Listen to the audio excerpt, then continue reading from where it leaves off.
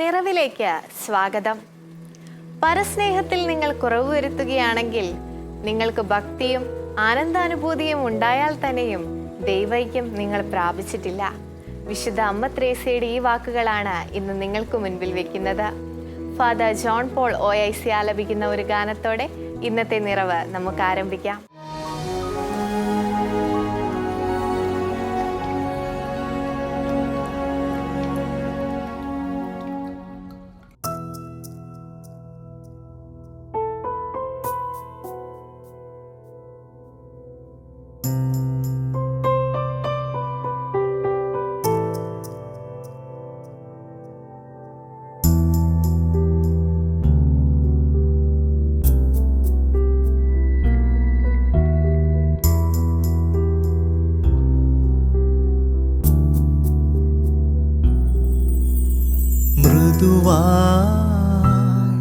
നീ തൊടുകിൽ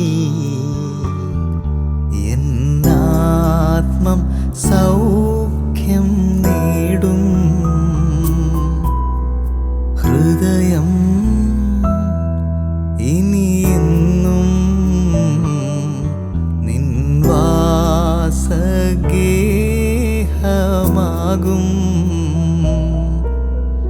മൃദുവായി നീ തൊടുകിൽ എന്നാത്മം സൗഖ്യം നേടും. ഹൃദയം ഇനിയെന്നും നിൻ വാസഗേഹമാകും.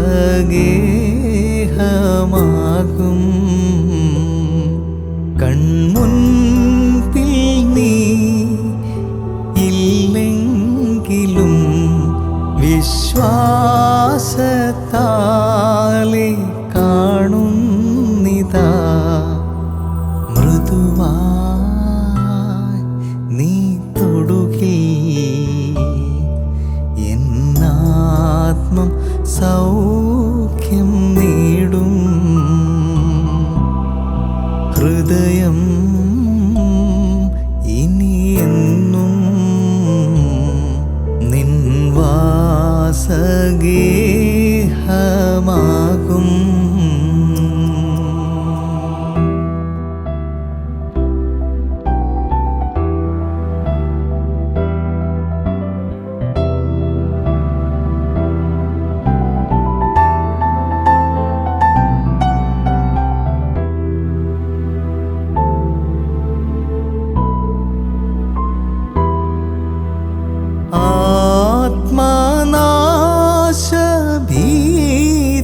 ആത്മനാശഭീതിയാൽ നിരാശയിൽ ഞാൻ താഴുമ്പോൾ,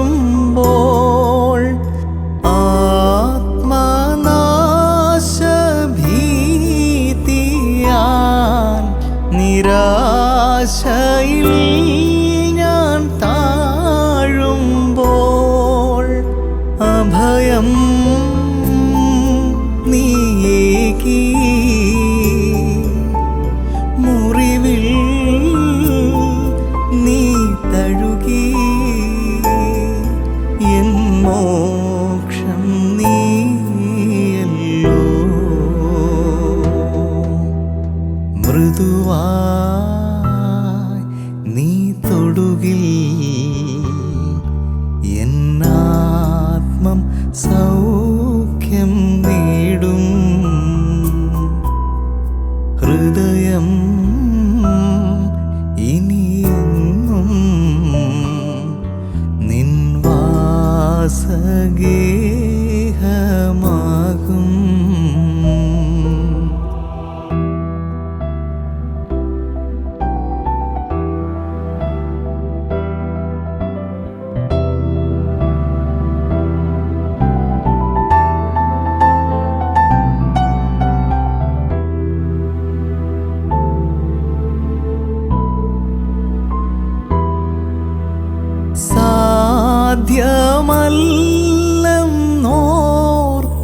സാധ്യമല്ലെന്നോർത്തതാം മഹാത്ഭുതങ്ങൾ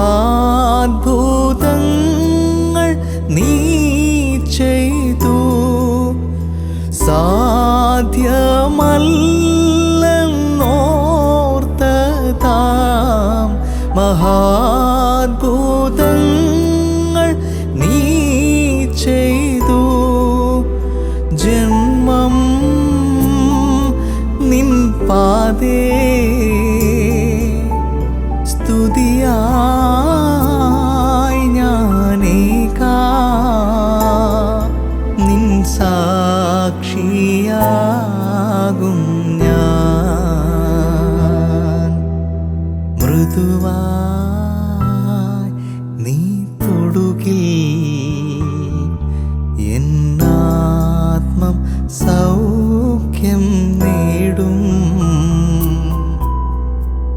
ഹൃദയം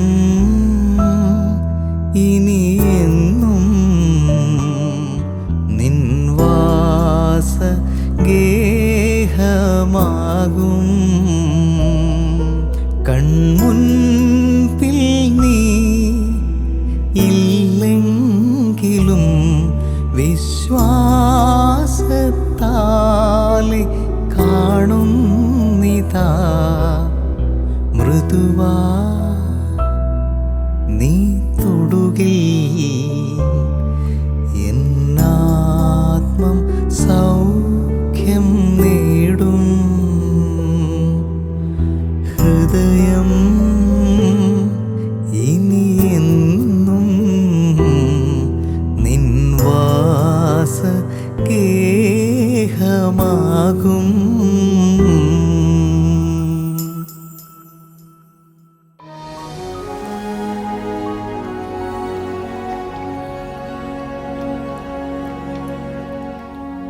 ഇഷ്ടത്തെ എങ്ങനെയൊക്കെ വേണമെങ്കിലും നിർവചിക്കാമല്ലോ, സ്നേഹത്തെയോ?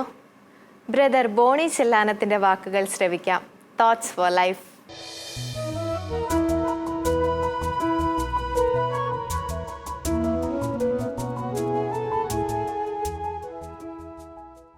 സ്നേഹവും ഇഷ്ടവും രണ്ടും രണ്ടാണെന്ന് കേട്ടിട്ടുണ്ടാവും. സ്നേഹവും ഇഷ്ടവും രണ്ടും രണ്ടും തന്നെയാണ്. ഒന്ന് എക്സ്പ്ലെയിൻ ചെയ്താൽ റോസാപ്പൂവിൻ്റെ ഒരു ഉദാഹരണം പറയാം. ഒരു റോസാപ്പൂ നമുക്ക് ലഭിക്കുന്നു. നമ്മളത് കിട്ടിക്കഴിയുമ്പോൾ എന്ത് മനോഹരമാണെന്ന് പറയും. എത്ര സുന്ദരമാണ് ഈ റോസാപ്പൂ, എന്ത് നല്ല കളറാണിത്, എത്ര നല്ല സൗരഭ്യമാണിത്. നമ്മളങ്ങനെ റോസാപ്പൂവിനെ വല്ലാതെ അങ്ങ് വാഴ്ത്തും. നമുക്ക് ഇഷ്ടമാണതിന്. റോസാപ്പൂവിന് ഇഷ്ടമില്ലാത്തവരാരുമില്ല. ചിലപ്പോൾ നമ്മളത് സ്റ്റഡി ടേബിളിൽ വെക്കുന്നു, ഓഫീസ് ടേബിളിൽ വെക്കുന്നു. പഴയ കാലത്തെ പെൺകുഞ്ഞുങ്ങളൊക്കെ ആയിരുന്നെങ്കിൽ തലയിൽ വെക്കുമായിരുന്നു. ചിലർ പ്രയർ റൂമിൽ കൊണ്ടുപോയി വെക്കുന്നു. എന്തായാലും മനോഹരമായ റോസാപ്പൂ നമ്മൾ ഭദ്രമായിട്ട് സൂക്ഷിക്കും. എന്നാൽ വൈകുന്നേരമായപ്പോൾ അത് വാടി, അതിൻ്റെ മണമില്ലാതായി. പിന്നെ എവിടെയാണ് റോസാപ്പൂവിൻ്റെ സ്ഥാനം? പറയേണ്ടതില്ല. പിന്നെ അത് വേസ്റ്റ് ബോക്സിലാണ്. രാവിലെ നല്ലവണ്ണം ഇരുന്നപ്പോൾ എനിക്കിഷ്ടമാണെന്ന് പറഞ്ഞ റോസാപ്പൂ ഇപ്പോൾ വേസ്റ്റ് ബോക്സിലാണ്. ഇതാണ് ഇഷ്ടം. നല്ലവണ്ണം ഇരിക്കുമ്പോൾ എനിക്ക് നിന്നെ വേണം. നിന്നെക്കൊണ്ട് ഉപകാരമില്ലാതായാൽ എനിക്ക് നിന്നെ വേണ്ട. അതാണ് ഇഷ്ടം.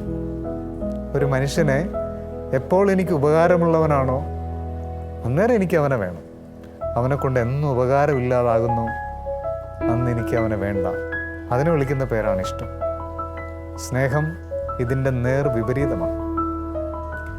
റോസാ ചെടിയുടെ ഉദാഹരണത്തിൽ തന്നെ പറയാം. റോസാ ചെടിയെ നട്ടു വളർത്തുന്നവർ എന്തുമാത്രമുണ്ട്. ഇഷ്ടമാണ് എല്ലാവർക്കും റോസാ ചെടിയെ വളർത്താനും നടാനും ഒക്കെ. റോസാ ചെടിയെ നട്ടു വളർത്തുന്നവർ റോസാ ചെടിക്ക് സമയം കൊടുക്കും, വെള്ളമൊഴിക്കും, വളമിടും. പുഴുവോ മറ്റെന്തെങ്കിലും കൃമികീടങ്ങളോ അതിനെ നശിപ്പിക്കുന്നുണ്ടോ എന്ന് ശ്രദ്ധിക്കും. ഉണ്ടെങ്കിൽ ആ ഇല മാത്രം എടുത്ത് കളയും. അങ്ങനെ എന്തുമാത്രം നല്ല പരിചരണം, എന്തുമാത്രം സമയം റോസാ ചെടിക്ക് കൊടുക്കുന്നു. പൂവുണ്ടായാൽ പറിക്കുമോ? ഇല്ല. ആരെങ്കിലും ഒന്ന് പറിക്കാൻ വന്നാൽ അവരോട് പറയും, അയ്യോ ആൻറ്റി, അങ്കിളെ, അതവിടെ നിന്നോട്ടെ, അത് ഓരോ ഇതളുകൾ വീണ് സ്വയം പോയിക്കോട്ടെ, ഒന്നും എടുക്കണ്ട. പ്രിയമുള്ളവർ, ഇതാണ് സ്നേഹം. ഒന്നും ഇങ്ങോട്ട് വേണ്ട, എല്ലാം അങ്ങോട്ട്. സ്നേഹം എപ്പോഴും ആന്തരികമാണ്. ഇഷ്ടം പുറമേയുള്ള കാര്യങ്ങൾക്കാണ് പ്രാധാന്യം കൊടുക്കുന്നത്. പുറമേയുള്ള സൗന്ദര്യങ്ങൾക്കും പുറമേയുള്ള സ്ഥാനമാനങ്ങൾക്കും ഇഷ്ടം സ്ഥാനം കൊടുക്കുമ്പോൾ സ്നേഹം ഉള്ളിലേക്ക് നോക്കുന്നു. ഇഷ്ടം ബാഹ്യമായ കാര്യങ്ങൾക്ക് പ്രാധാന്യം കൊടുക്കുമ്പോൾ സ്നേഹം ആന്തരികമായ കാര്യങ്ങൾക്ക് പ്രാധാന്യം കൊടുക്കുന്നു. ഈശോയുടെ സ്നേഹത്തെക്കുറിച്ചുള്ള ഡെഫിനിഷൻ നിങ്ങൾക്കറിയാം, നമുക്കെല്ലാവർക്കും അറിയാം. സ്നേഹിതർക്ക് വേണ്ടി ജീവൻ ബലികഴിക്കുന്നതിനേക്കാൾ വലിയ സ്നേഹമില്ല.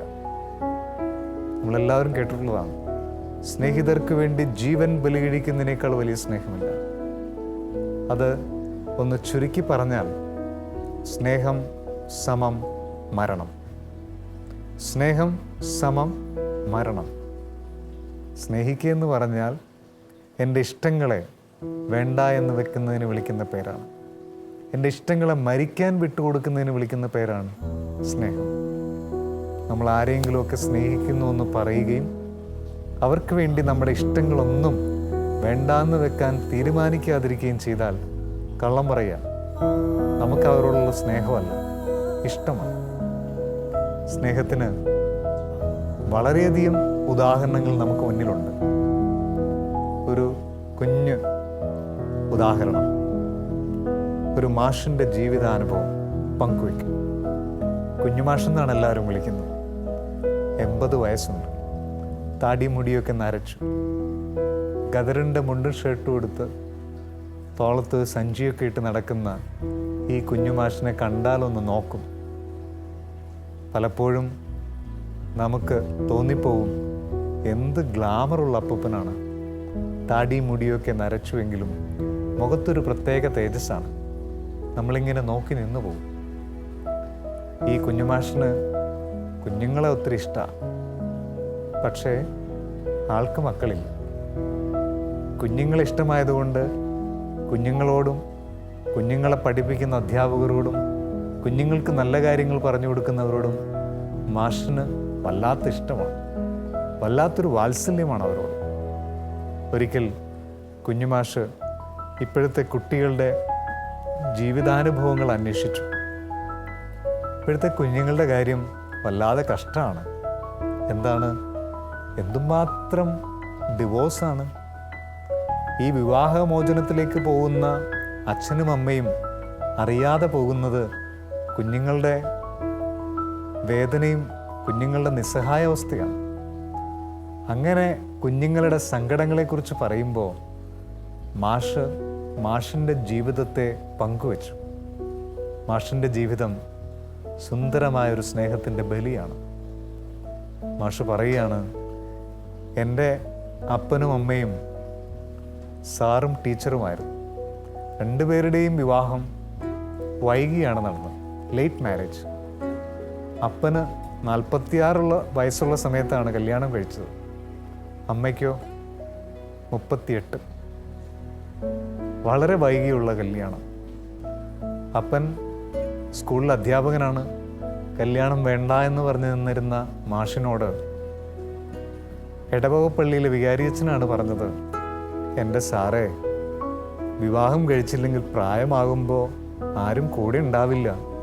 അങ്ങനെ അച്ഛൻ്റെ നിർബന്ധം കൊണ്ട് ഒടുവിൽ നമ്മുടെ അപ്പൻ മാഷ് തീരുമാനം തിരുത്തി. എന്നാൽ അച്ഛനൊരു കല്യാണക്കാരി നോക്ക്, പറ്റുകയാണെങ്കിൽ യോജിക്കുകയാണെങ്കിൽ ഞാൻ വിവാഹം കഴിക്കാം. അങ്ങനെ അച്ഛൻ മാഷിന് വേണ്ടി സാറിന് വേണ്ടി കല്യാണാലോചന തുടങ്ങി. അച്ഛൻ നേരത്തെ ഇരുന്ന പള്ളിയിൽ ഇതുപോലെ കല്യാണം വേണ്ട എന്ന് പറഞ്ഞ് നിന്നിരുന്ന ഒരു ടീച്ചറുണ്ടായിരുന്നു. ആ ടീച്ചറാണ് 38 വയസ്സുള്ള കുഞ്ഞുമാഷിൻ്റെ അമ്മ. അങ്ങനെ അപ്പനും അമ്മയുടെയും കല്യാണം നടന്നു. കല്യാണം കഴിഞ്ഞ് ആദ്യത്തെ 3 വർഷം മക്കളുണ്ടായില്ല. ഒടുവിൽ പ്രാർത്ഥനയും നേർച്ചയും ഒക്കെയായിട്ട് അവർക്കൊരു കുഞ്ഞുണ്ടാവുന്നു. ആ കുഞ്ഞാണ് നമ്മുടെ കുഞ്ഞുമാഷ്. അപ്പനും അമ്മയും സാറും ടീച്ചറുമായിരുന്നത് കൊണ്ട് മോനെയും പ്രീ ഡിഗ്രി കഴിഞ്ഞ് TTCക്ക് പറഞ്ഞു വിട്ടു. അന്നൊക്കെ TTC കഴിഞ്ഞാൽ ഉടനെ ജോലിയാണ്. അങ്ങനെ നമ്മുടെ കുഞ്ഞുമാഷിന് 21ാമത്തെ വയസ്സിൽ പള്ളി സ്കൂളിൽ സാറായിട്ട് ജോലി കിട്ടി.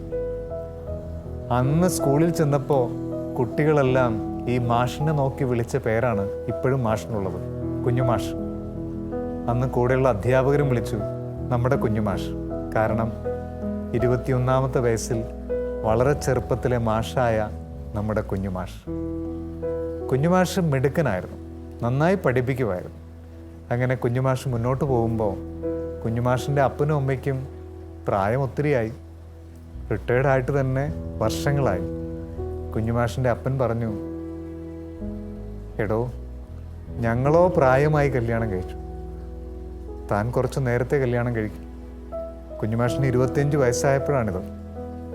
കുഞ്ഞുമാഷ് പറഞ്ഞു, അയ്യോ അപ്പ 25 വയസ്സല്ലേ ഉള്ളൂ, ഉടനെ വേണോ? ഞങ്ങൾക്ക് കാണണ്ടേ, തൻ്റെ കല്യാണം കൂടി കഴിഞ്ഞ് കണ്ടിട്ടല്ലേ ഞങ്ങൾക്ക് ഒന്ന് കണ്ണടയ്ക്കാനായിട്ട് സന്തോഷം ഉണ്ടാവൂ.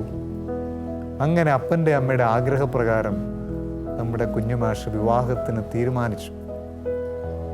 കുഞ്ഞുമാഷ് പഴയ കാലത്തെന്ന പോലെ പെണ്ണ് കാണലിന് വേണ്ടി ഓരോ ഞായറാഴ്ചകളിലും പോകാൻ തുടങ്ങി.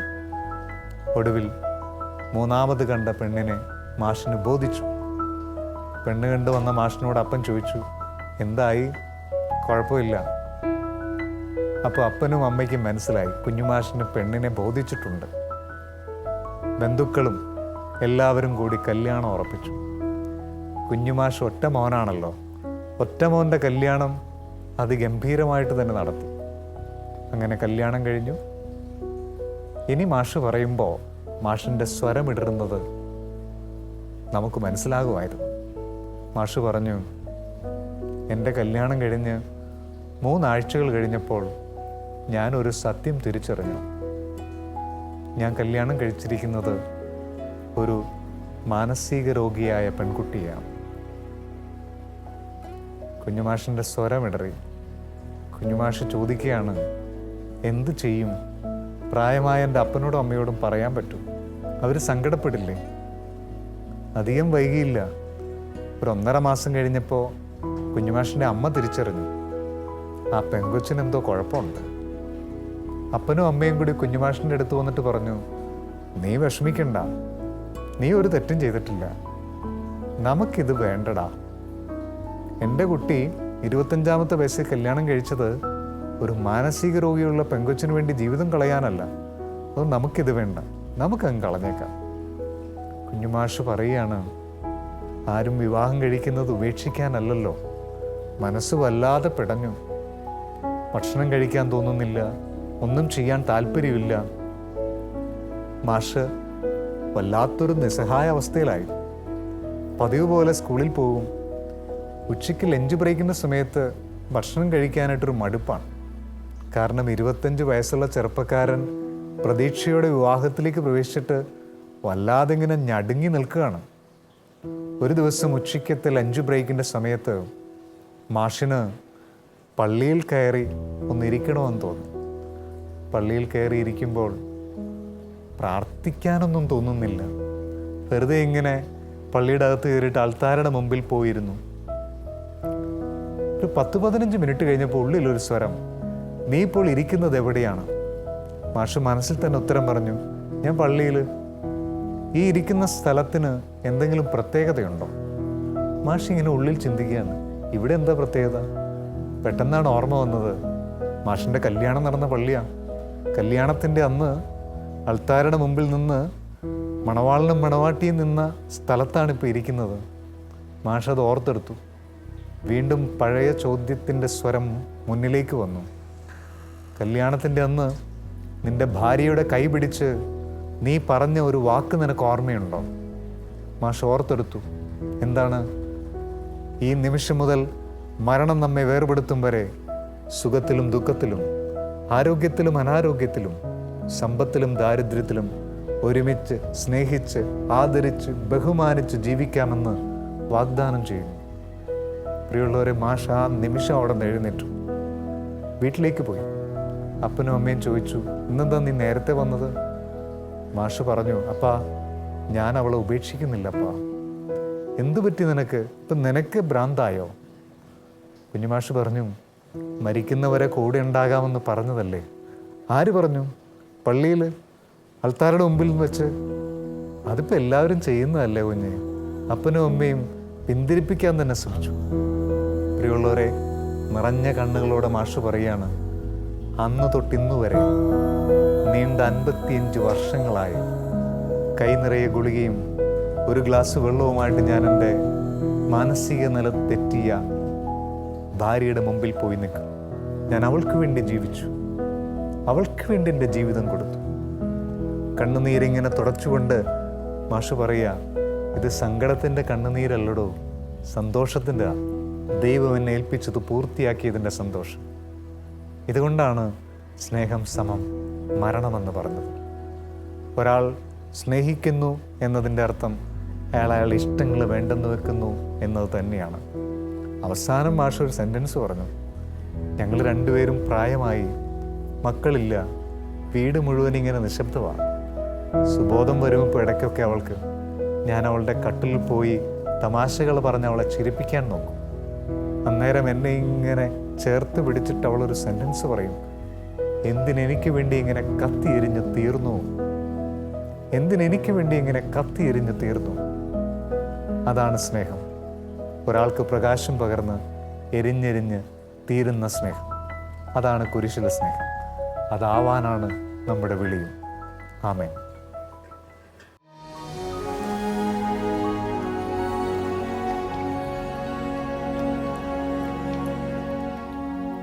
പോസിറ്റീവ് വൈബ്സുമായി നിഷ ചേച്ചി റെഡിയാണ്. കാണാം പുതിയൊരു കഥയും അതിലെ ദൈവചിന്തയും.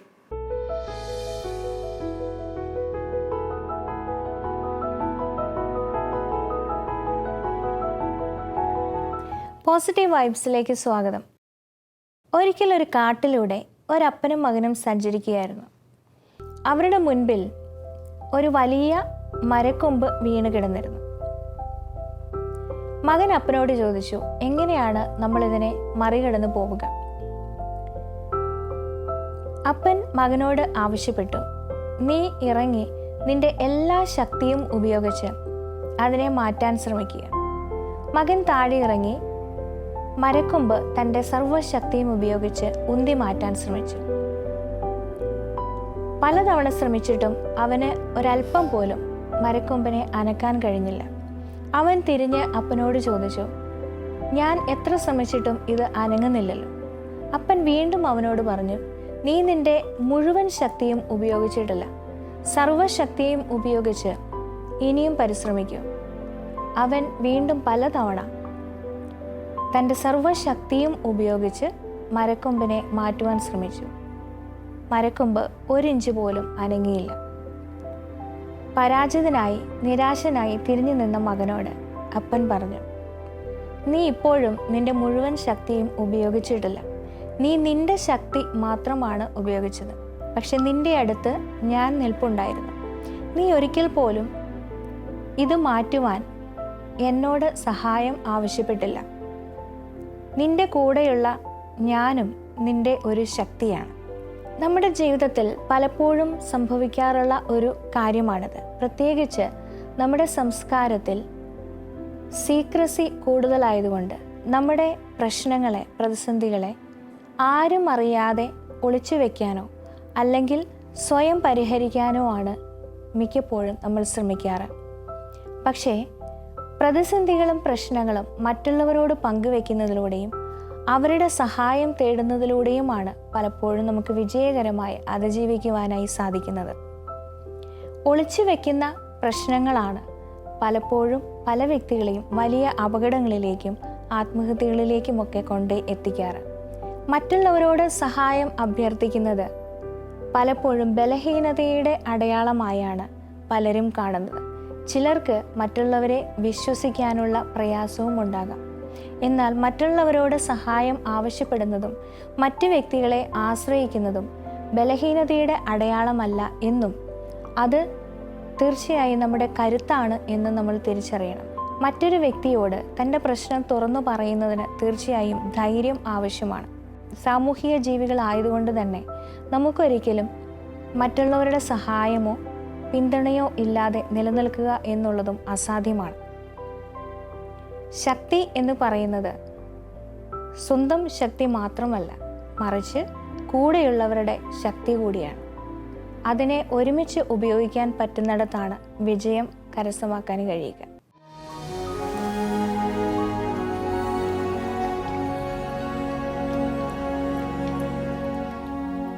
പരസ്നേഹത്തിൽ നിങ്ങൾ കുറവ് വരുത്തുകയാണെങ്കിൽ നിങ്ങൾക്ക് ഭക്തിയും ആനന്ദാനുഭൂതിയും ഉണ്ടായാൽ തന്നെയും ദൈവൈക്യം നിങ്ങൾ പ്രാപിച്ചിട്ടില്ല. വിശുദ്ധ അമ്മ ത്രേസ്യയുടെ ഈ വാക്കുകൾ ഒരിക്കൽ കൂടി ഓർമ്മിപ്പിക്കുന്നു. ഇന്നത്തെ നിറവ് ഇവിടെ അവസാനിക്കുന്നു. അഭിപ്രായങ്ങൾ അറിയിക്കുമല്ലോ. അടുത്ത ദിവസം വീണ്ടും കാണുന്നത് വരെ നമുക്ക് പരസ്പരം പ്രാർത്ഥനയിൽ ഓർക്കാം. ഈശോ മിശിഹായ്ക്ക് സ്തുതിയായിരിക്കട്ടെ. മൃദുവാ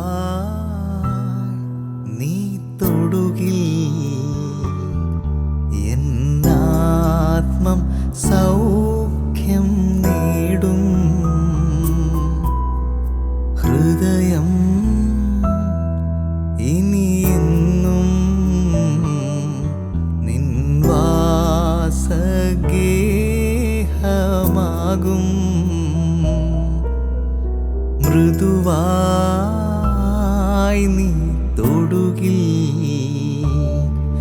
എന്നാത്മം സൗഖ്യം